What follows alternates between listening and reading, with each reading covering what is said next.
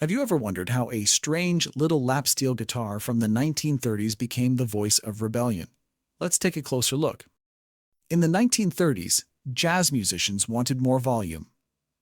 Enter the Rickenbacker frying pan, the first electric guitar. It was strange but revolutionary. In the 1940s, Les Paul experimented with the log, a wooden plank with strings. Although it looked ridiculous, it sounded amazing.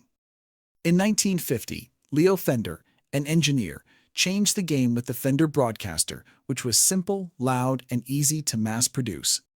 In 1952, Gibson fired back with the Les Paul model, which had a mahogany body and a warm tone. The Fender-Vest-Gibson rivalry was born. The 60s were all about Hendrix, the Beatles, and Clapton. The electric guitar became the soul of rock and roll.